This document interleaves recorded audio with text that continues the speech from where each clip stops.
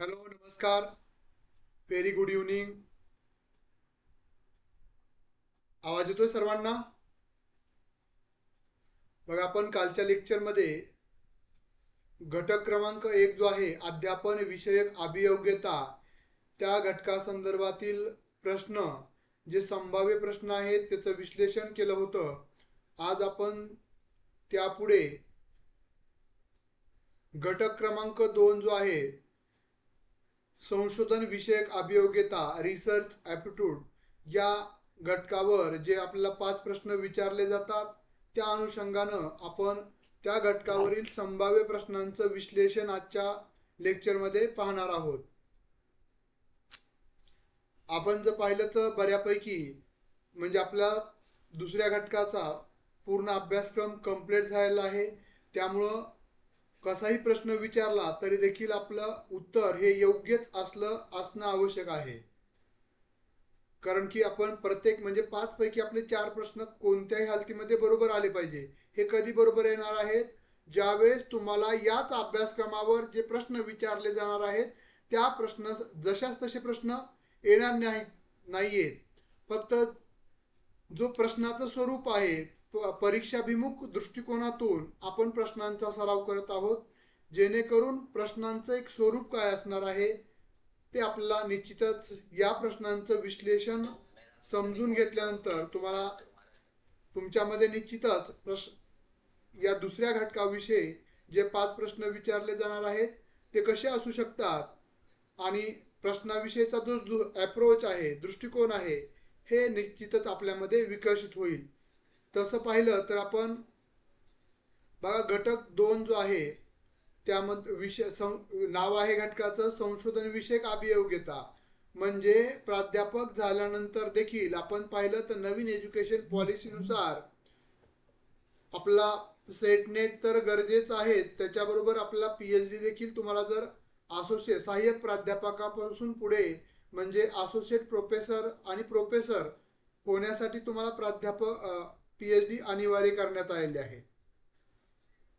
त्यामुळं संशोधन म्हणजे प्राध्यापकाला संशोधन विषयीचं जे मूलभूत ज्ञान आहे ते अवगत असणं गरजेचं आहे.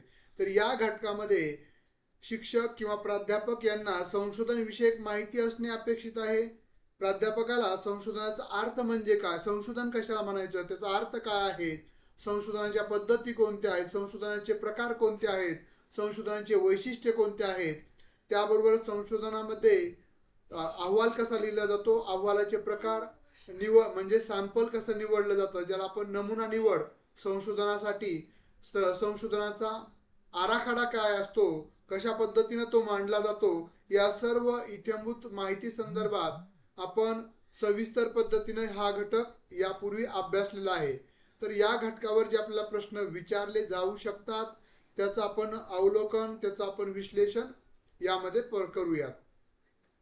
बघा, पहिला प्रश्न, टिंबटिंब परिकल्पना ही विशिष्ट निरीक्षणावर आधारित योजना असते. कोणत्या निरीक्षणावर आधारित ही योजना असते? टिंबटिंब परिकल्पना, ज्याला आपण हायपोथेसिस म्हणतो, ही विशिष्ट निरीक्षणावर आधारित योजना असते. दिशादर्शक, निराकरणीय, अनुमानात्मक, प्रवर्तनात्मक. काय आहे योग्य उत्तर?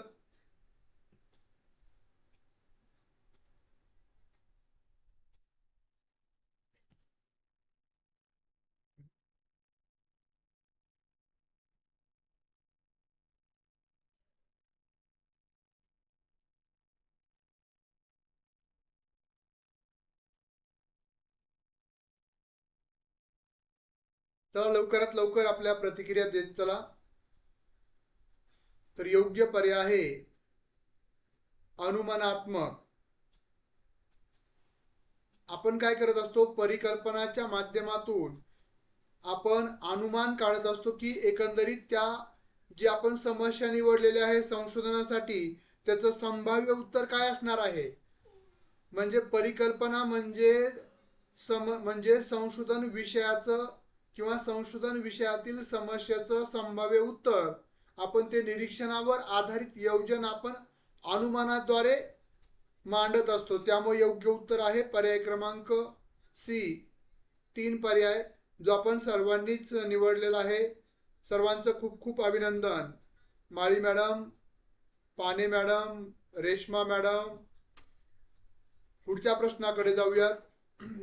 यामध्ये आपण इंग्लिश मीडियम, मागच्या कालच्या ह्याच्यामध्ये आपण इंग्लिश मीडियमचे प्रश्न ठेवले नव्हते, तर आपण यामध्ये ठेवलेले आहेत. टिंबटिंब hypothesis is a plan based on specific observations, guide, soluble, prescriptive आणि enforcement. पर्याय क्रमांक 3 बरोबर आहे.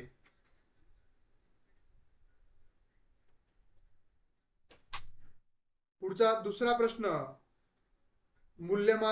मूल्यात्मक संशोधनाचा सर्वात महत्त्वाचा घटक कोणता? मूल्यात्मक, ज्या संशोधनामध्ये मूल्य ठरवलं जातं, निश्चित केलं जातं. सर्वेक्षण, सहभागात्मक निरीक्षण, निगमनात्मक पद्धत का क्षेत्रकार्य? मूल्यात्मक संशोधनाचा सर्वात महत्त्वाचा घटक कोणता आहे? प्रश्न दुसरा,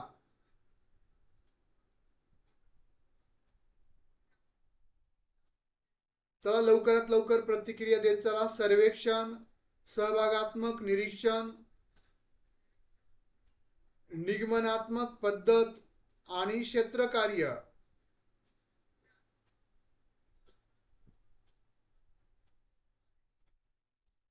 मूल्यात्मक संशोधनाचा म्हणजे आपण ज्यावेळेस एखादं संशोधनाअंती आपल्याला मूल्य निश्चित करायचं असेल, तर अशा संशोधनामध्ये सर्वात महत्त्वाचा घटक कोणता असतो? तर पर्याय क्रमांक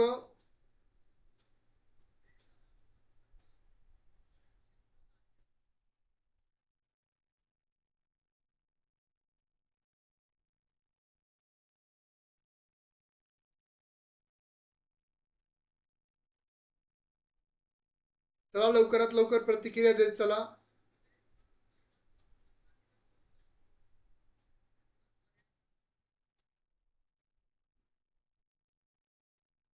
सर्वेक्षण, सहभागात्मक निरीक्षण,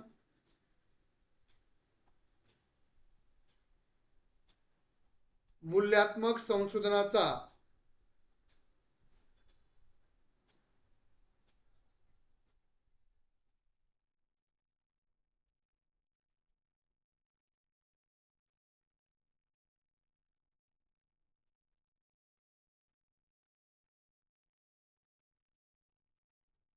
तर बघा, मूल्यात्मक संशोधनाचा सर्वात महत्त्वाचा घटक आहे निगमनात्मक पद्धत. म्हणजे निगमन म्हणजे काय? त्याला आपण मूल्य निर्धारित करणं, निगमन करणं म्हणजे निश्चित करणं.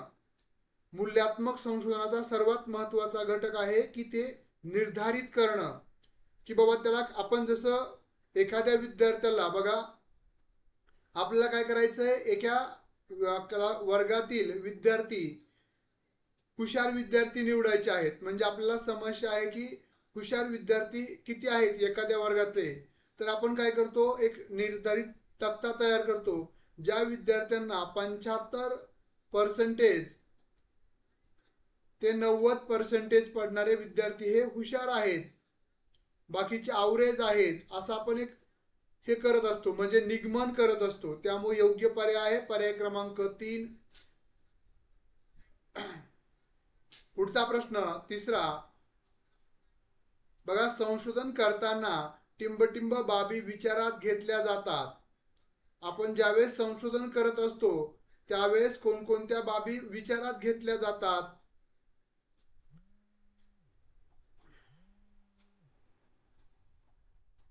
पहिला विधान आहे, संशोधनाची उद्दिष्टे व अनुषंगित गृहीतक, पद्धतीशास्त्र, संशोधन समस्या ओळख, मिळालेल्या गुणात्मक संख्यात्मक माहितीचे विश्लेषण करणे, आणि ई फलिताचे चर्चात्मक विवेचन करणे व बाबींचा उपयोग करणे. किंवा केला जातो? योग्य उत्तर काय आहे याचा आपला विचार करायचा आहे. याचा सिक्वेन्स आपल्याला निश्चित करायचा आहे. तर सुरुवातीला काय येतं, आपण समस्या निश्चित करतो. पहिलं काय आहे, समस्या निश्चिती. समस्या ओळखता आली पाहिजे. त्यामुळं पहिलं सी पर्याय बरोबर, पहिलं असेल सी. त्यानंतरनं त्या समस्येचे उद्दिष्ट आणि गृहीतक, म्हणजे उद्दिष्टे काय आहेत, का संशोधन करायचंय, काही काम नाही म्हणून करायचंय का नाही, तर त्यांचं नेमकं पर्पज काय आहे, ऑब्जेक्टिव्ह काय आहेत, आणि गृहीतक म्हणजे त्याचे संभाव्य उत्तरे काय आहेत हे तुम्हाला अजम्पशन्स मांडायचे आहेत. त्यानंतरनं संशोधनासाठी पद्धती, ऐतिहासिक संशोधन पद्धती, त्यानंतर मूलभूत संशोधन पद्धती, संशोधनाचे प्रकार, आणि त्यानंतर संशोधनाच्या पद्धती. ऐतिहासिक संशोधन पद्धती, सर्वेक्षण पद्धती या देखील तुम्हाला वापरावं लागणार आहेत. हे 3 नंबरला येईल. 2 नंबरला उद्दिष्टे, 3 नंबरला संशोधनाच्या पद्धती, त्यानंतर 4 नंबरला मिळालेल्या गुणात्मक संख्यात्मक माहितीचे, गुणात्मक माहिती असेल, संख्यात्मक माहितीचे विश्लेषण करणं, हे आपलं चौथा टप्पा असणार आहे. आणि सर्वात शेवटचा टप्पा असणार आहे जे संशोधनांती फलितांचे चर्चात्मक विवेचन करणे आणि त्या बाबींचा उपयोग केला जातो. म्हणजे जे फलित आहे, जे अध्यय म्हणजे संशोधनाची निष्पत्ती आहे, जे निष्कर्ष आहेत, त्याचा उपयोजन करणं, ते वापरणं. त्यामुळे योग्य पर्याय असणार आहे पर्याय क्रमांक CAB. पर्याय क्रमांक ए बरोबर आहे. त्यामुळे योग्य पर्याय आहे पर्याय क्रमांक ए. सर्वांचं अभिनंदन, सर्वांनीच उत्तर बरोबर निवडलेलं आहे.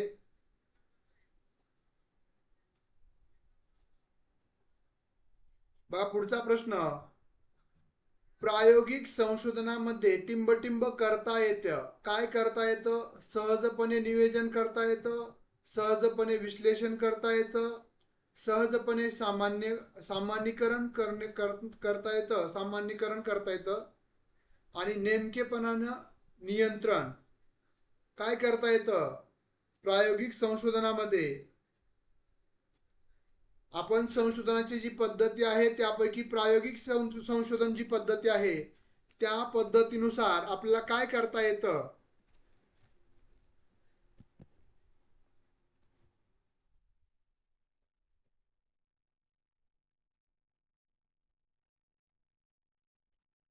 प्रश्न त्या ठिकाणी जर तुम्ही अशा पद्धतीनं प्रश्न 4 ऑब्लिक करून जर तुम्ही उत्तर निवडलं, 2 काय जे तुम्हाला निवडायचंय, तर मी तुम्ही कोणत्या प्रश्नाचं उत्तर नोंदवत आहात याची कल्पना मला येईल.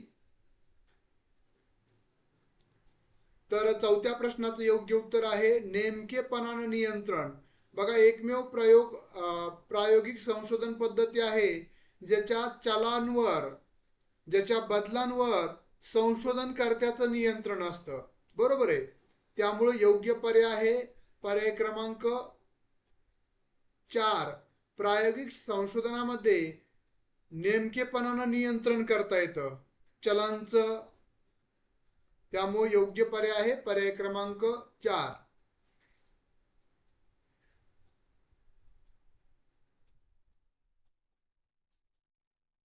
पुढचा 5वा प्रश्न, ऐतिहासिक संशोधनामध्ये खालीलपैकी टिंबटिंब माहितीचा मूळ शब्द महत्वाचे आहेत. आपल्या प्रश्नामधून 50% उत्तर किंवा प्रश्नाचा उत्तराचा सुगावा, बरोबर आहे, अंदाज आपला प्रश्नातील काही शब्दांमधून लागत असतो. तर ऐतिहासिक संशोधनामध्ये खालीलपैकी टिंबटिंब माहितीचा मूळ स्रोत आहे. मूळ स्रोत कोणता आहे?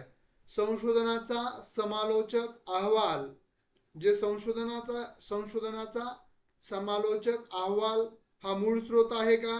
प्राथमिक स्रोत आहे का? ऐतिहासिक संशोधनामध्ये स्रोतांचे माहिती आपण कलेक्ट करण्याचे, माहिती एकत्र करण्याचे हे प्रकार पाहिलेत, बरोबर आहे. कोणते आहेत? एक आहेत प्राथमिक स्रोत आणि दुय्यम स्रोत, बरोबर आहे. प्राथमिक स्रोत हे साक्षी, प्रत्यक्ष व्यक्ती किंवा साक्षी व्यक्ती, ती घटना घडत असताना साक्षी व्यक्ती किंवा मूळ ते व्यक्ती ज्यावेळेस एखादी माहिती सांगतात ते झाले प्राथमिक स्रोत. आणि दुसऱ्या व्यक्तीनं म्हणजे घटना घडली आणि ती सांगितलेली आहे तिसरा आपल्याला सांगतोय ते झालं दुय्यम स्रोत. प्राथमिक स्रोतद्वारे घेतलेली माहिती ही ऑथेंटिक असते.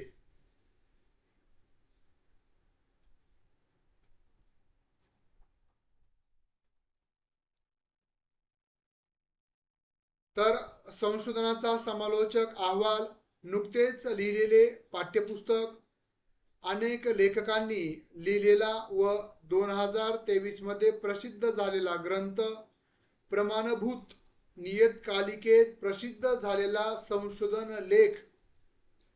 पाचव्या प्रश्नाचं योग्य उत्तर काय आहे? प्राथमिक स्रोत, मूळ स्रोत म्हटलंय, मूळ स्रोत महत्वाचा शब्द आहे.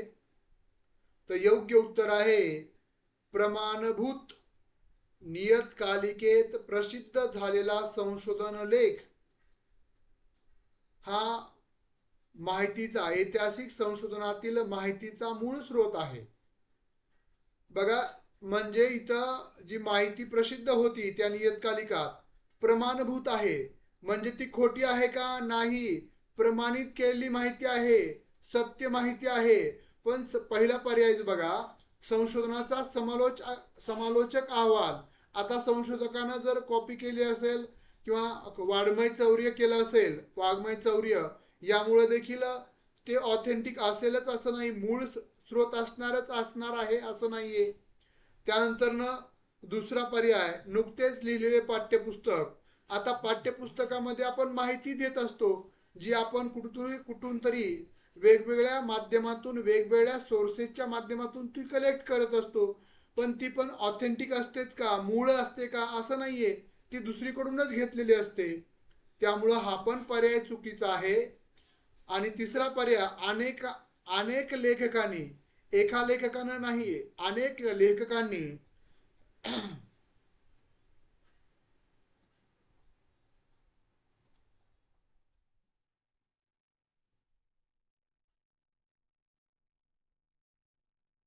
लिहिलेल्या 2023 मध्ये प्रसिद्ध झालेला ग्रंथ. आता अनेक लेखकानं लिहिलेला आहे, पण तो ऑथेंटिक प्रमाणभूत आहे का? नाही. तर खाली एकमेव चौथा पर्याय आहे जो प्रमाणभूत केलेला आहे आणि नियतकालिकेत प्रसिद्ध झालेला संशोधन लेख, ज्यामध्ये आपल्याला माहित आहे संशोधन लेख असेल, PhD स्तरावरील संशोधन असेल, आपलं वाङ्मय चौर्य हे तपासलं जातं, ज्याला आपण काय म्हणतो,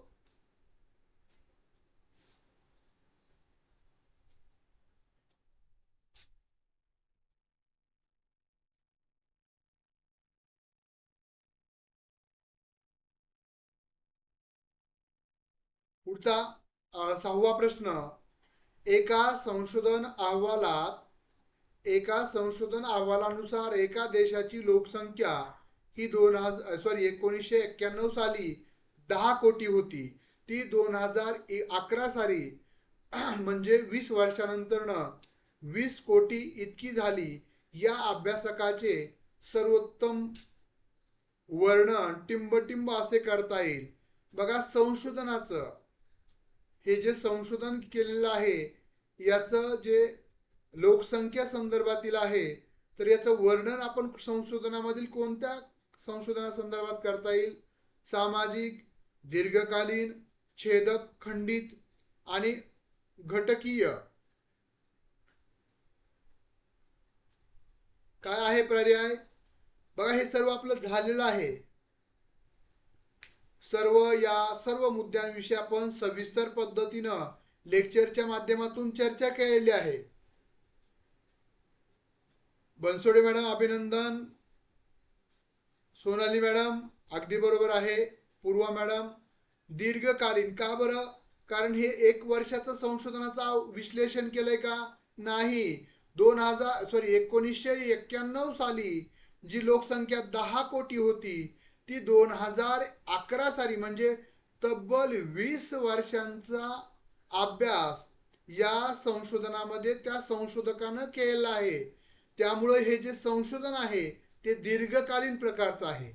जर सामाजिक बदलाचा जर अभ्यास केला असता तर ते सामाजिक ठरलं असतं. छेदक छेदत खंडित. आता जर या ठिकाणी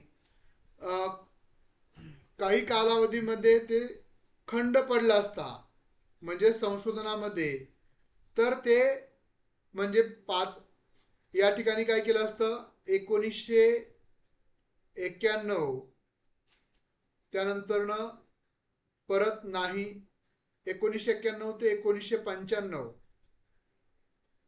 असं झालं असतं. आणि पुढे 2000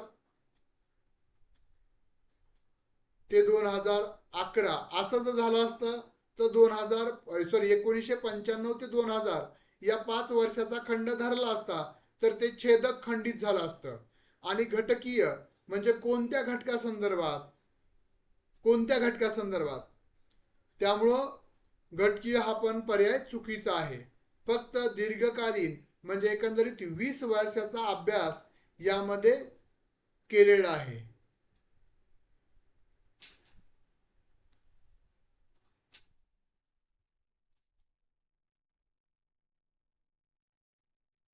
त्यामुळे योग्य उत्तर काय आहे? पर्याय क्रमांक 2. पुढचा प्रश्न, खालील नमुना निवड पद्धती पैकी कोणती पद्धत संभाव्यतेवर आधारित आहे? ज्या बघा खाली नमुना निवड पद्धती जे दिलेल्या आहेत त्यापैकी कोणती संशोधन पद्धती ही संभाव्यता या संदर्भातील आहे?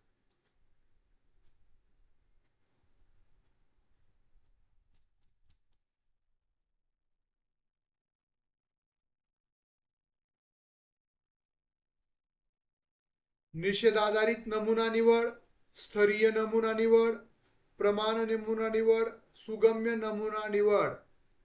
खालीलपैकी नमुना निवड जे सॅम्पलिंग आपण संशोधनासाठी वापरत असतो त्या संदर्भातील हा प्रश्न आहे.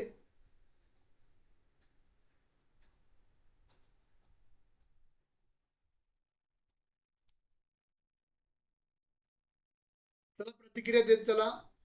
निषेधाधारित नमुना निवड, स्तरीय, प्रमाण प्रमाण नमुना निवड, सुगम्य. 7व्या प्रश्नाचं योग्य उत्तर आहे पर्याय क्रमांक 2, स्तरीय नमुना निवड. खूप छान, बऱ्यापैकी अभ्यास झालेला आहे, आपल्या प्रतिक्रियावरून दिसून येत आहे. हाच आत्मविश्वास आणि हाच कॉन्फिडन्स आपल्यामध्ये असणं परीक्षेच्या हॉलमधून बाहेर पडेपर्यंत असणं खूप गरजेचं असणार आहे. त्यामुळं नमुना निवड पद्धतीपैकी कोणती पद्धत ही संभाव्यता, प्रॉबिलिटी म्हणजे संभाव्यतेवर आधारित आहे. स्तरीय नमुना निवड ही संभाव्यतेवर आधारित असते. त्यामुळे योग्य पर्याय आहे पर्याय क्रमांक 2. बाकी बघा, निषेध आधारित नमुना निवड नसते, प्रमाण नमुना निवड, सुगम नमुना निवड ही देखील यामध्ये येत नाही. पुढचा प्रश्न 8वा, जो प्रस्ताव तत्कालीन स्वरूपात पुढे संशोधन सुरू करण्यासाठी वापरला जातो त्यास टिंबटिंब गृहीतक असे म्हणतात. जो प्रस्ताव तत्कालीन स्वरूपात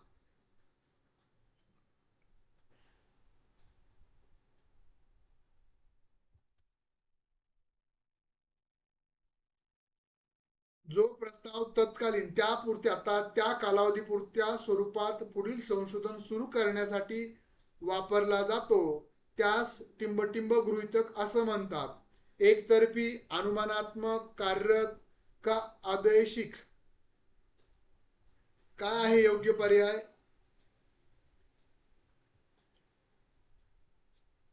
आठव्या प्रश्नाचं योग्य उत्तर काय आहे?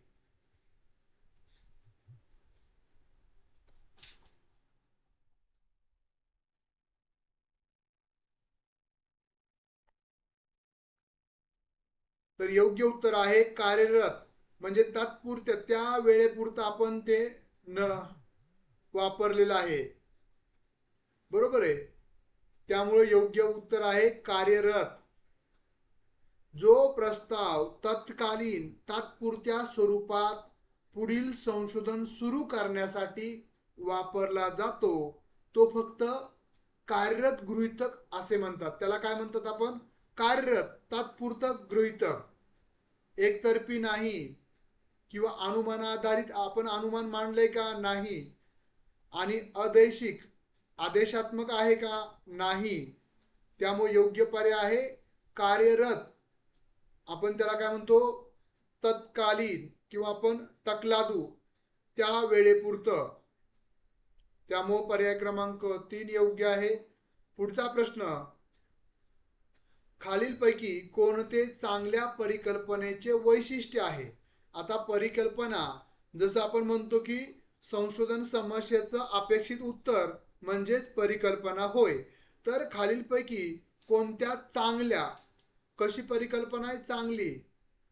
चांगल्या परिकल्पनेचं वैशिष्ट्य आहे तपासनीय क्षमता, वस्तुनिष्ठता, संबोधस्पष्टता. तपासनीय क्षमता, वस्तुनिष्ठता, गुंतागुंत, गुंतागुंतता, वस्तुनिष्ठता, आकलन योग्यता. आणि वरीलपैकी सर्व. काय आहे योग्य पर्याय? 9व्या प्रश्नाचं योग्य आणि अचूक उत्तर काय आहे?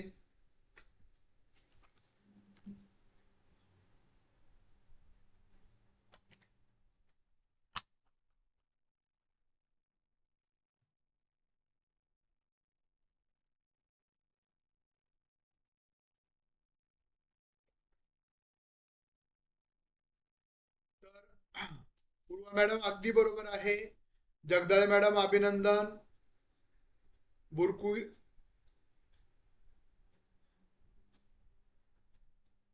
बुरुकी मॅडम अगदी बरोबर आहे. पर्याय क्रमांक 1 बरोबर आहे. का बरं 1 पर्याय बरोबर आहे? तर याचं विश्लेषण असं आहे की आपल्याला सांगताना काय विचारलंय की चांगल्या परिकल्पनाचे वैशिष्ट्य आहे. काय त्याचं वैशिष्ट्य आहे त्या परिकल्पनाचं? तर ती तपासनीय क्षमता, म्हणजे ती कुठेही कधीही तपासली तरी ते त्याच्यामध्ये तपासण्याची क्षमता असावी, कधी तपासली जावी. वस्तुनिष्ठता, जरी मी तपासली किंवा तुम्ही तपासली तर त्यामधले जे काही निकष आहेत, जे निष्कर्ष आहेत ते बदलणारे नसावेत.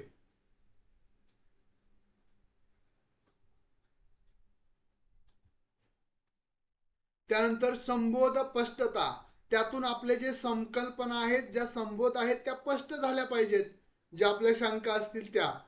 त्यामुळं हेच योग्य. आता बाकी बघा, इथं तपासनीय क्षमता आहे, वस्तुनिष्ठता आहे, पण गुंतागुंत आहे, गोंधळाची स्थिती निर्माण करणारे आहे. त्यामुळं दुसरा पर्याय चुकीचा आहे. तिसरा पर्याय गुंतागुंतता, हा इथं सुरुवातीला यामुळं तो चुकीचा आहे. आणि वरीलपैकी सर्व नाहीये, वरीलपैकी सर्व मग 2 आणि 3 चुकीचे आहेत, मग वरीलपैकी सर्व येईल, हा देखील पर्याय चुकीचा आहे. त्यामुळे योग्य पर्याय आहे पर्याय क्रमांक 1. तपासनीय क्षमता ज्या परिकल्पनेमध्ये असते, जी परिकल्पना वस्तुनिष्ठ असते, जी कुठेही कुणीही तपासली तरी काही बदल होत नाही. आणि संबोध स्पष्टता, ज्याच्यामधून आपल्या त्या संकल्पनेसंदर्भातील, ज्या आपल्या समस्ये संदर्भातील जे उत्तर मिळणार आहेत त्यातून आपले सर्व संबोध हे स्पष्ट होणार आहेत. समजलं? Which of the following is the characteristic of a good hypothesis? Auditability, objectivity, clarity of expressions. त्यामुळं एकच पर्याय बरोबर आहे. पुढचा 10वा प्रश्न बघा, दुसऱ्या संशोधन आवश्यक ते श्रेय, दुसऱ्याचे संशोधन आवश्यक ते श्रेय न देता वापरणे यास टिंबटिंब असं म्हटलं जातं. म्हणजे मी संशोधन केलेलं आहे, बरोबर आहे, आणि तुम्ही संशोधनासाठी मी जे संशोधन किंवा जे थेसिस बनवलेलं आहे त्याचा तुम्ही वापर करत आहात, त्याचं देखील मला म्हणजेच माझ्या पुस्तकाचा कुठेही उल्लेख केलेला नाहीये. माझं म्हणजे जे काही तुम्ही कन्सेप्ट उचलून घेतली जशाच तशी माझ्या पुस्तकातून तुमच्यामध्ये, त्याचं श्रेय म्हणजे आपण जे तळटीपा म्हणतो, म्हणजे आपण जिथून ते उचलली ती तिथं आपण मेन्शन करत असतो. शेवटच्या पेजवर की आम्ही या पुस्तकामधून ही संकल्पना ही कन्सेप्ट घेतलेली आहे. म्हणजे असंही तुम्ही केलं नसेल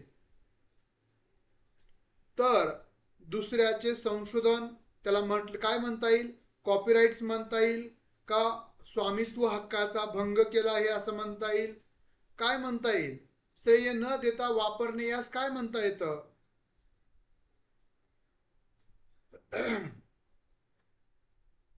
तर त्याला आपण चोरलंय, त्याला आपण वाङ्मय म्हणजेच वाङ्मय चौर्य, वाङ्मयाचं केलं चोर्य म्हणजे साहित्य जे आपण घेतलेलं आहे, जिथून घेतलंय ते चोरलेलं आहे, त्याला या संशोधनाच्या भाषेमध्ये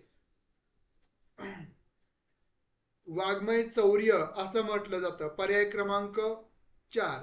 आता दुसऱ्याचं संशोधन आहे हे तर आपण उल्लेखच करत नाहीये, त्यामुळे हा पर्याय येणारच नाही. आता कॉपीराइट्स, आपण जर बघा दुसऱ्याच्या संशोधन आवश्यकते श्रेय न देता वापरणे यास आपण काय म्हणतो, कॉपीराइट कधी येतं, ज्यावेळेस त्यावर आपण दावा करतो. म्हणजे वाङ्मय चौर्य हे आधी निश्चित करावं लागतं की बाबा माझ्या पुस्तकातलं एखाद्या व्यक्तीनं जशाच तसा टॉपिक चोरलेला आहे किंवा उचललेला आहे, हे मी आधी वाङ्मय चौर्यातून निश्चित करतो की या सरांनी, जसं रोशन सरांनी माझ्या पुस्तकातीलच कॉपी केलेलं आहे, म्हणजे वाङ्मयाचं माझ्या साहित्याचं त्यांनी चोरी केली. आणि ज्यावेळेस ही चोरी झाली आहे असं निश्चित होते, त्यावेळेस ती पुढची प्रोसेस आहे ती कॉपीराइटच्या अंतर्गत मी त्यांना न्यायालयामध्ये किंवा त्यांच्यावर गुन्हा किंवा त्यांच्यावर केस दाखल करू शकतो.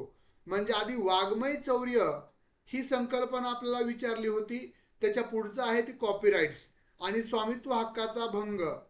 आता जर त्यांनी व्यावसायिक दृष्टिकोनातून वापरला असेल तर निश्चितच स्वामित्व हक्काचा भंग झाला आहे असं म्हणता येतं. त्यामुळे योग्य पर्याय फक्त चौथा योग्य आहे.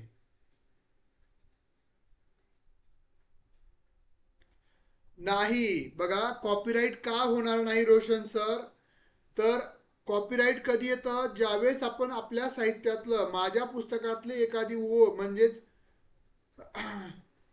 जे थेसिस आहे किंवा जो आशय आहे तो जशाच तसा जर आपण दुसऱ्या पुस्तकामध्ये छापला असेल आणि जर सिद्ध झाला तर ते कॉपीराइट्स मध्ये येतं. पण त्याच्या आधीचं म्हणजे निश्चित करण्यासाठीचं जे आपला म्हणजे आपण आपल्या अधिकारावर जात नाहीये, म्हणजे आपण न्यायालयापर्यंत जोपर्यंत जात नाही तोपर्यंत हे वाङ्मय चौर्यच होतं. आणि ज्यावेळेस तिथं आपण त्याला प्लॅगारिझम असं म्हणतात, बरोबर आहे, प्लॅगारिझम. कॉपीराइट एक अधिकार आहे, ऍक्ट आहे, ज्याच्या मार्फत आपण त्या व्यक्तीला न्यायालयात खेचून जाऊन जे आपलं काही नुकसान झालंय त्याची भरपाई मागू शकतो. ते कॉपीराइट ऍक्टचा म्हणजेच एक वैधानिक नियम आहे. आणि आताचं जर पाहिलं तर आता नवीन वेगवेगळे सॉफ्टवेअर आलेले आहेत, त्यामुळं आपण 10%पेक्षा जास्त म्हणजेच एक वाक्य म्हणजे प्लॅगारिझम आपलं किती आहे त्यावर महत्वाचं असतं. ज्या 10%पेक्षा जास्त असेल तर आपण आपलं संशोधन हे ग्राह्य धरलं जात नाही. पुढचा 11वा प्रश्न, प्रायोगिक संशोधनाचा उद्देश. प्रायोगिक जे संशोधन आहे त्याचा उद्देश टिंबटिंब हा असतो. चलामधील संबंध प्रस्थापित करणं, चलांचे वर्णन करणं, सिद्धांताच्या उपयोजनाचा अभ्यास करणे, प्रघात विश्लेषणाचा अभ्यास करणं. प्रायोगिक संशोधनाचा उद्देश काय आहे, ऑब्जेक्टिव्ह काय आहे, पर्पज काय आहे.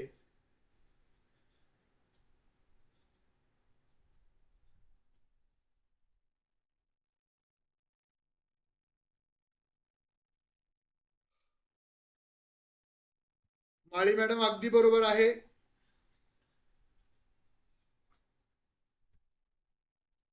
स्वप्नाली मॅडम अभिनंदन. चला प्रतिक्रिया द्या. 11व्या प्रश्नाचं योग्य उत्तर आहे सिद्धांताच्या उपयोजनाचा अभ्यास करणं. प्रयोग कशासाठी करतोय आपण, काय करत असतो, प्रयोगातून जे निष्कर्ष निघतात ते पडताळून पाहत असतो. म्हणजे जे सिद्धांत प्रस्थापित केलेले आहेत, जसं केमिकल रिॲक्शन असेल कोणताही, तर तो सिद्धांत त्याची उपयोजनाचा अभ्यास करणं, खरंच ते केमिकल रिॲक्शन होतंय का हे आपण प्रायोगिक संशोधनातून निष्पन्न करत असतो. त्यामुळे योग्य उत्तर आहे पर्याय क्रमांक 3. चलामधील संबंध प्रस्थापित करणं नाही, ते पडताळणं, तपासणं. त्यामुळं पहिला जो पर्याय आहे तो चुकीचा आहे. चलांचे वर्णन करणं, आपण चलांचं वर्णन करत नाही, तर ते ऑलरेडी तपासत असतो, चेक करत असतो. आणि प्रघात विश्लेषणाचा अभ्यास करणं. प्रघात म्हणजे ज्या पद्धतीनं चालत आलेलं एक प्रघात पडलेला आहे त्या पद्धतीनं विश्लेषणाचा फक्त अभ्यास नाही, तर जे सिद्धांत प्रस्थापित झालेले आहेत त्या सिद्धांताची पडताळणी करणं, उपयोजनाचा अभ्यास करणं, हे प्रायोगिक संशोधनाचं मेन पर्पज आहे, ऑब्जेक्टिव्ह आहे. कविता मॅडम अगदी बरोबर आहे. पाने मॅडम अभिनंदन, समजलं. पुढच्या प्रश्नाकडे जाऊयात आपण. पुढचा प्रश्न, जर वारंवारता वितरणामध्ये काही टोकाचे प्राप्तांक असतील तर केंद्रीय प्रवृत्तीचे योग्य परिमाणक टिंबटिंब हे आहे. मध्यमान म्हणजे काय? सरासरी. बरोबर आहे. मध्यमान म्हणजे काय? सरासरी, ॲव्हरेज. बरोबर आहे. त्यानंतर मध्यांक म्हणजे आणि बहुलक. बहुलक ही मध्यमान, मध्यांक आणि त्याच्यानंतर बहुलक आणि त्याच्या पुढची जी स्टेप आहे ते विस्तार. आता हे मध्यमान कसं काढायचं, तर आपण काय करतो, जेवढ्या संख्या आहेत जसं 10, 11 अशा पद्धतीनं जर 20 पर्यंत संख्या असतील, बरोबर आहे, क्रमवार संख्या 11 आणि 20, तर याचे मध्यमान काढत असतो, म्हणजे याची बेरीज करतो आणि त्या बेरजीला 10 किती संख्या आहेत, नंबर्स 10, तर त्या येणाऱ्या बेरजीला आपण 10 भाग देतो आणि येणारा जो भागाकार आहे तो म्हणजेच मध्यमान, म्हणजेच ती सरासरी झालं. आणि मध्यांक, मध्यांक म्हणजे जसं की आपण यामधला सर्वोच्च मधला बिंदू 10, 11, 12, 13, 15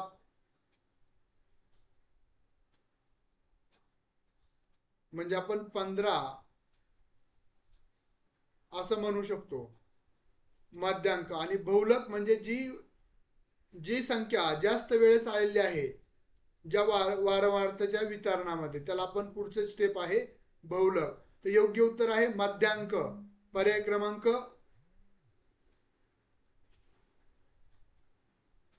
क्रमांक 2 बरोबर आहे.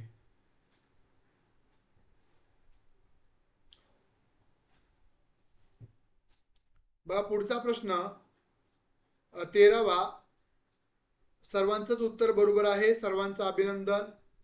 संशोधन तर्कसंगत चिंतनशीलतेमुळे, संशोधक तर्कसंगत आणि चिंतनशीलतेमुळे संशोधनातील विधाने टिंबटिंब व टिंबटिंब मांडू शकतो.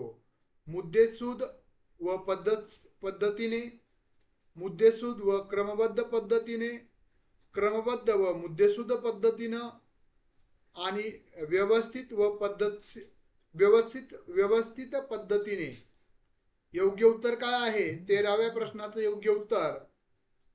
वैशाली मॅडम आपल्याला 13 करून उत्तर नोंदवायचं आहे, म्हणजे मला पण समजेल की तुम्ही 12व्या प्रश्नाचं उत्तर दिलंय का 13व्याचं दिलेलं आहे. जे तुमचं उत्तर असेल ते नोंदवायचं आहे.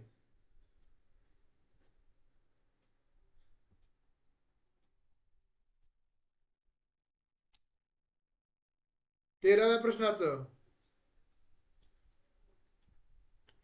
मुद्देसूद व, इथं व आहे, टिंबटिंब मांडू शकतो.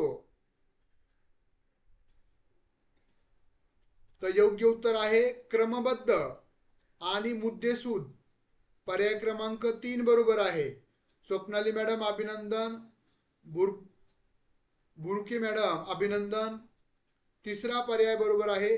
आपण संशोधन तर्कसंगत चिंतनशीलतेमुळं, म्हणजे आपण जर संशोधनामध्ये बऱ्यापैकी चिंतन केलेलं आहे, मनन केलेलं आहे, अभ्यास केलेला आहे अशा वेळेस आपण काय करत असतो, संशोधनातील जे विधान आहेत ते आपण क्रमबद्ध पद्धतीनं पहिलं दुसरं तिसरं अशा पद्धतीनं ते विधाने मांडतो आणि मुद्देसूद पद्धतीने क्रम आणि मुद्देसूद पद्धतीनं ते मांडत असतो. त्यामुळे योग्य पर्याय आहे पर्याय क्रमांक 3, जो आपण सर्वांनी निवडलेला आहे. सर्वांचं अभिनंदन. पुढचा प्रश्न 14वा, गुणात्मक संशोधनातील नमुना निवड क्वालिटेटिव्ह रिसर्च मधील सॅम्पल सिलेक्शन ही संख्यात्मक संशोधनातील नमुना निवडीच्या टिंबटिंब या प्रकारासारखी असते. पद्धतशीर नमुना निवड, साधी यादृच्छिक नमुना निवड, सहेतुक नमुना निवड आणि निर्दिष्ट नमुना निवड. गुणात्मक संशोधनामधील नमुना निवड ही संख्यात्मक संशोधनातील नमुना निवडीच्या टिंबटिंब या प्रकारातील असते. 14व्या प्रश्नाचं योग्य आणि अचूक उत्तर काय आहे?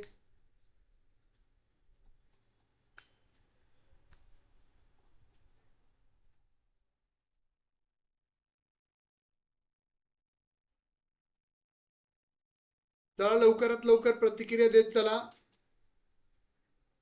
तर सहेतुक नमुना निवड म्हणजे हेतू पुरस्कृत आपण नमुन्याची निवड करत असतो, सॅम्पलिंग निवडत असतो गुणात्मक संशोधन करण्यासाठी.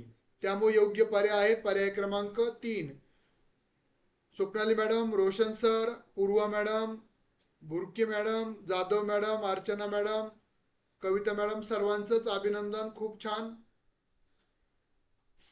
पुढचा 15वा प्रश्न, संशोधन पत्रिका संदर्भातील अचूक म्हणजे योग्य विधान ओळखा. बघा हे 4 विधान दिलेत. उच्च प्रभाव निर्देशांक म्हणजे इतर पत्रिकापेक्षा महत्वाच्या पत्रिका होय. संशोधन पत्रिका या संशोधनासाठी मार्गदर्शक ठरतात.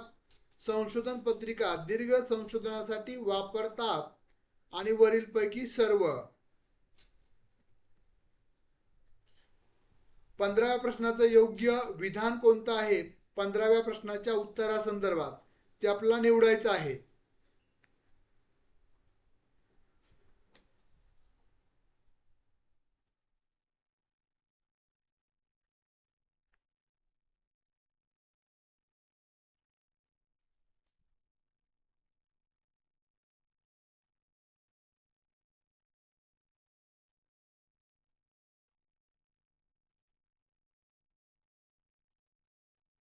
पहिलं बघा, उच्च प्रभाव निर्देशांक म्हणजे इतर पत्रिकांपेक्षा महत्वाची पत्रिका. पहिलं विधान बरोबर आहे. दुसरं विधान, संशोधन पत्रिका या संशोधनासाठी मार्गदर्शक ठरत असतात, बरोबर आहे. त्यानंतर तिसरा पर्याय, संशोधन पत्रिका दीर्घ संशोधनासाठी वापरतात म्हणजे इतर संशोधनासाठी, बरोबर आहे. तर हे तीनही पर्याय बरोबर असल्यामुळे चौथा पर्याय देखील वरीलपैकी सर्व हाच योग्य पर्याय आहे पर्याय क्रमांक डी, जो आपण सर्वांनी निवडलेला आहे. नाव घेत नाही पण सर्वांचंच खूप खूप अभिनंदन. खूप छान पद्धतीनं आपला प्रतिसाद आहे.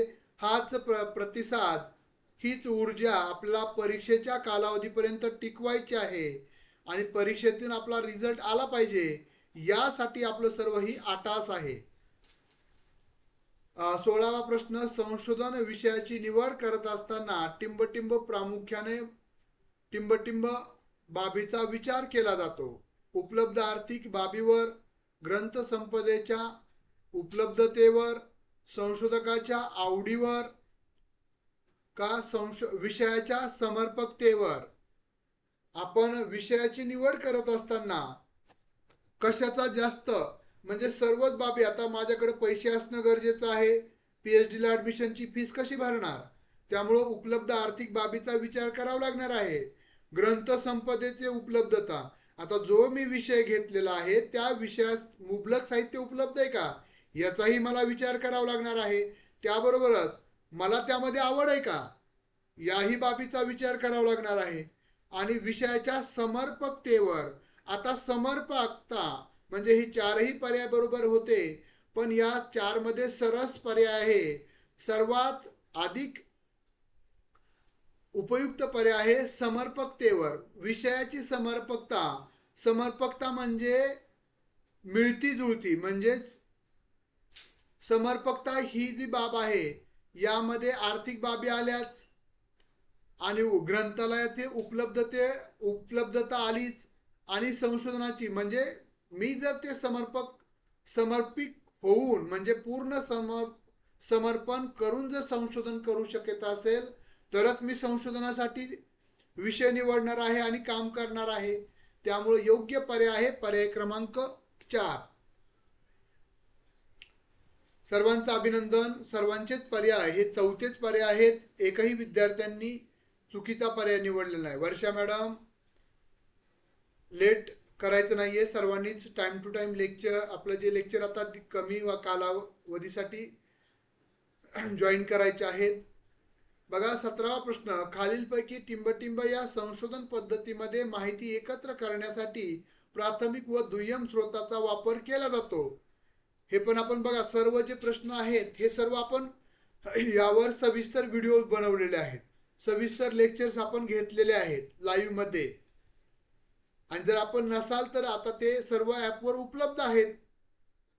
प्रायोगिक संशोधन पद्धतीमध्ये आपल्याला प्राथमिक आणि दुय्यम स्रोतांचा वापर करावा लागतो का ऐतिहासिक संशोधन पद्धतीमध्ये माहिती जमा करण्यासाठी प्राथमिक आणि दुय्यम स्रोतांचा वापर केला जातो का वर्णनात्मक संशोधन पद्धतीमध्ये दुय्यम आणि प्राथमिक स्रोतांचा वापर का सर्वेक्षण पद्धतीमध्ये सर्वात उपयुक्त पद्धती म्हणजेच हा जो वापर केला जातो प्राथमिक आणि दुय्यम स्रोत कुठे वापरले जाते कोणत्या संशोधन पद्धतीमध्ये तर ऐतिहासिक संशोधन पद्धतीमध्ये. पर्याय क्रमांक 2 जो आपण सर्वांनीच निवडलेला आहे. सर्वांचं खूप खूप अभिनंदन. बघा ऐतिहासिक संशोधनामध्ये माहिती कलेक्ट करण्यासाठी फक्त दोनच ऑप्शन असतात, एक प्राथमिक स्रोत आणि दुय्यम स्रोत. याच्यातूनच तुम्हाला इतिहासातील माहिती जमा करायची असते. त्यामुळे योग्य पर्याय आहे पर्याय क्रमांक 2. सर्वांचं अभिनंदन. पुढचा प्रश्न 18वा. उच्च शिक्षणातील संशोधना संदर्भातील मुख्य समस्या टिंबटिंब होय. अध्यापन गुणवत्ता सुधारण्यासाठी उपयोग केला जात नाही. ते संशोधन उच्च शिक्षणातील खर्चिक आहे. ते शास्त्रशुद्ध पद्धतीने केले जात नाही. त्यामुळे प्राध्यापकावर अतिरिक्त कामाचा भार पडतो. तर योग्य पर्याय आहे पर्याय क्रमांक 2. का 2 योग्य आहे? उच्च शिक्षणातील संशोधनासंदर्भात प्रमुख समस्या काय आहे तर अध्यापन गुणवत्ता सुधारण्यासाठी उपयोग केला जात नाही. हा पर्याय सबसेल चुकीचा आहे. उपयोग केला जातोच, गुणात्मक बाबीच डेव्हलप केल्या जातात. त्यानंतर ते खर्चिक आहे. अगदी बरोबर आहे. उच्च शिक्षणामध्ये जर तुम्हाला संशोधन करायचं आहे जास्त वेळ लागणार आहे, ते खर्चिक असतं. बाकी तिसरा पर्याय का चुकीचा आहे तर ते शास्त्रशुद्ध पद्धतीने केले जात नाही. म्हणजे उच्च शिक्षणातील जे संशोधनासंदर्भात प्रमुख समस्या आहे ते शास्त्रशुद्ध पद्धतीनं केलं जात नाही. त्यामुळं आता आपण पाहिलं की संशोधनासाठी चांगल्या दर्जाचे विद्यार्थी यावेत. यामुळं इथून पुढे आपल्याला पीएचडी साठी म्हणजेच पीएचडी साठी जर ऍडमिशन घ्यायचं असेल तर तुम्हाला नेट नॅशनल टेस्टिंग एजन्सीद्वारे जी परीक्षा घेतली जाते त्या परीक्षेला सामोरं जावं लागणार आहे.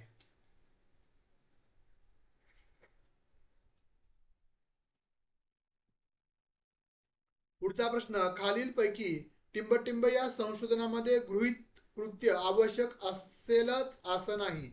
कशामध्ये गृहीत कृत्य हे कोणत्या संशोधन पद्धतीमध्ये आवश्यक नसतं? प्रायोगिक संशोधन पद्धती, ऐतिहासिक संशोधन पद्धती, सर्वेक्षण पद्धती, निरीक्षण पद्धती. कशामध्ये गृहीतक किंवा अझम्पशन मांडले जात नाहीत? 19व्या प्रश्नाचं योग्य आणि अचूक उत्तर.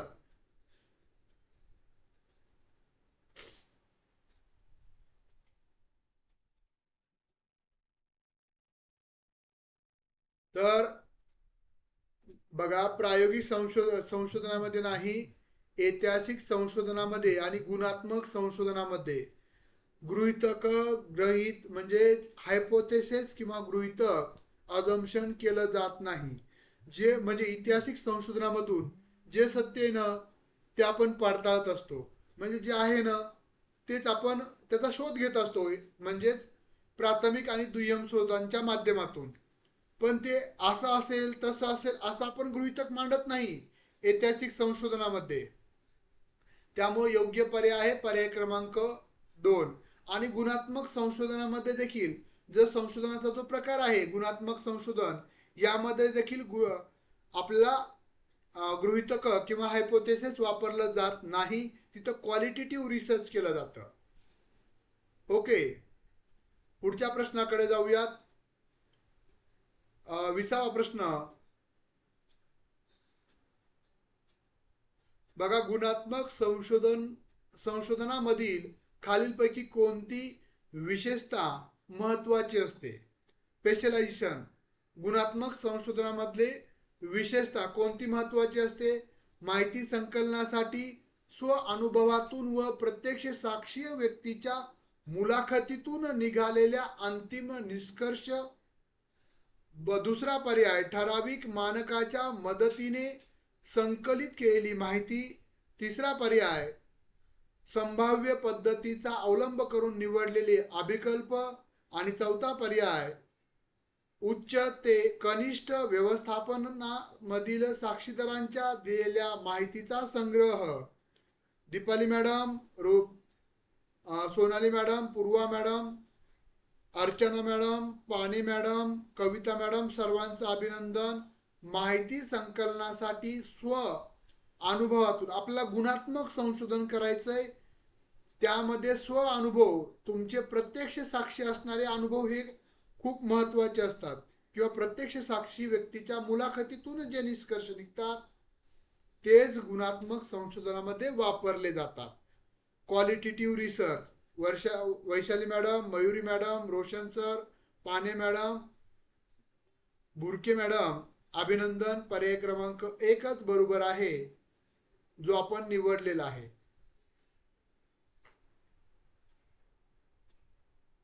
आता पुढचा जो प्रश्न आहे, जे प्रश्नाचे जे आपण 3 प्रकार आहेत, नॉलेज बेस, अंडरस्टँडिंग बेस आणि ऍप्लिकेशन बेस, त्यापैकी उपयोजनावरचा प्रश्न आहे, अंडरस्टँडिंग बेसवरचा प्रश्न आहे. मेंदूच्या गंभीर इजाच्या परिणामाचा अभ्यास करण्यासाठी एका संशोधकाने अशा 4 लोकांचा सखोल अभ्यास केला की ज्यांच्या मेंदूला गंभीर स्वरूपाचा अपघात इजा झाली होती. त्यांच्या वैद्यकीय व मानसशास्त्रीय तपासण्या करण्यात आल्या आणि त्यांच्या पूर्व इतिहास गोळा करण्यात आला. पुढीलपैकी कोणत्या पद्धतीचे हे उदाहरण आहेत? जे संशोधनाच्या पद्धती, त्यापैकी कोणत्या संशोधन पद्धतीचं हे उदाहरण आहे, वैशिष्ट्य आहे, असं आपण म्हणू शकतो? तर योग्य पर्याय आहे केस स्टडी. आपण केस स्टडीमध्ये म्हणजे व्यक्ती अभ्यासामध्ये एका व्यक्तीचा किंवा एखाद्या संस्थेचा सविस्तर अभ्यास करू शकतो PhD स्तरावर. त्यामुळे योग्य उत्तर आहे पर्याय क्रमांक 1.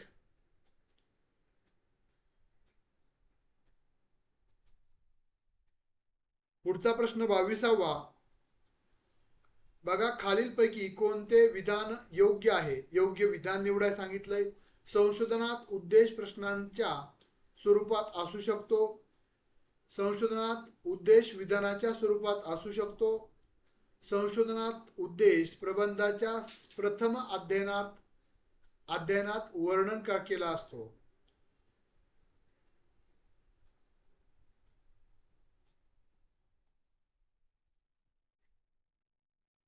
22व्या प्रश्नाचे योग्य उत्तर काय आहे?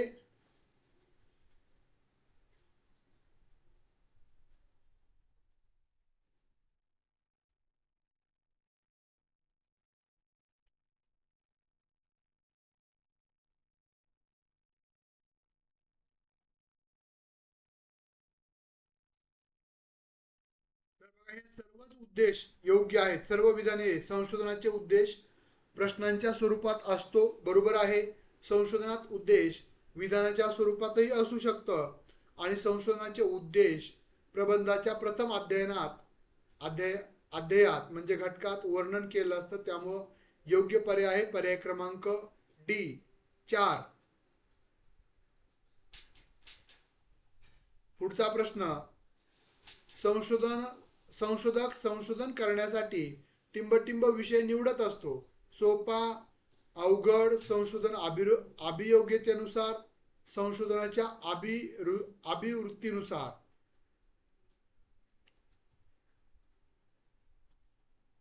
काय आहे योग्य उत्तर?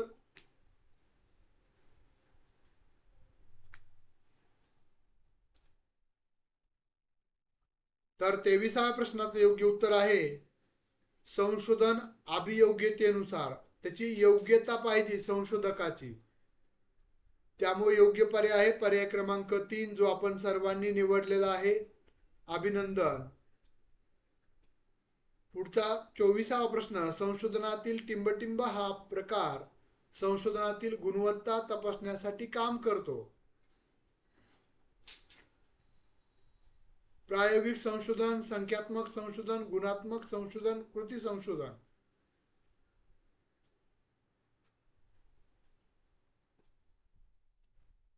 संशोधनातील टिंबटिंब हा प्रकार संशोधनातील गुणवत्ता क्वालिटी तपासण्याचं काम करतो.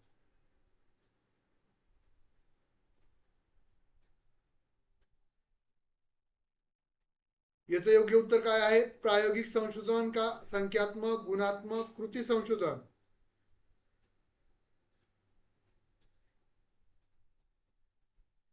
तर गुणात्मक संशोधन पर्याय क्रमांक 3. बघा यापूर्वी पण सांगितलेलं आहे 50% उत्तर हे त्यामध्ये दडलेलं असतं प्रश्नामध्ये. कयाचं गुणात्मक संशोधनातील गुणवत्ता तपासण्यासाठी आपल्या गुणात्मक संशोधनाचा आधार घ्यावा लागणार आहे. त्यामुळे 3 पर्याय बरोबर आहे.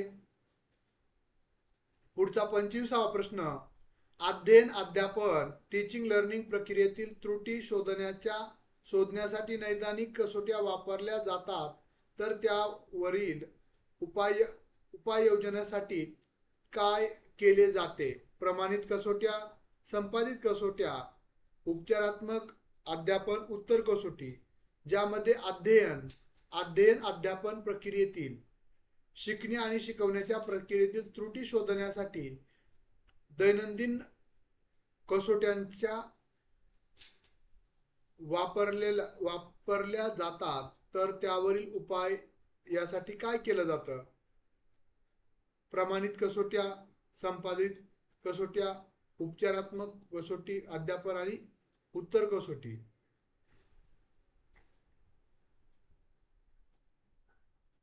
आता जर मला निदान करायचंय, बघा निदान करायचंय म्हणजे मला काय आजार काय आहे किंवा समस्या कोणती ही पडताळायची. तर त्यासाठी मी काय करेल,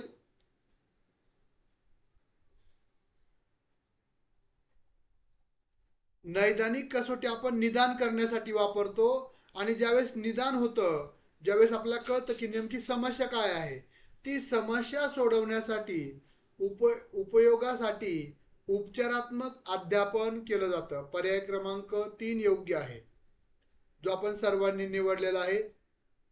चालेल. आता अशा पद्धतीचे प्रश्न पुढे आहेतच, पण आपण हे PDF तुम्हाला दोन्ही ग्रुपवर पाठवलं जाईल. निश्चितच त्याचा फायदा तुम्हाला परीक्षेसाठी होईल. बघा यामध्ये सर्व प्रश्न दिलेले आहेत या दुसऱ्या घटकावरचे. उद्या परत आपण तिसऱ्या घटकावर चर्चा करणार आहोत. चर्चातून आणि सरावातूनच आपल्यामध्ये मॅच्युरिटी येत असते, आपल्यामध्ये सहजता येत असते आणि आपल्यामध्ये कॉन्फिडन्स जागृत होत असतो, निर्माण होत असतो.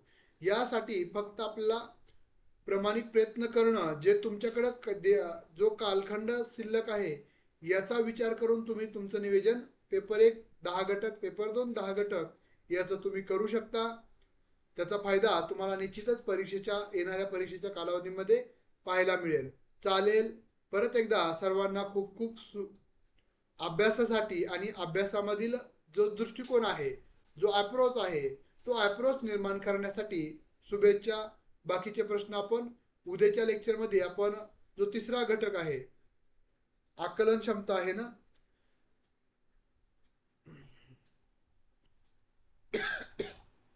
त्याच्याविषयी माहिती घेऊयात. धन्यवाद.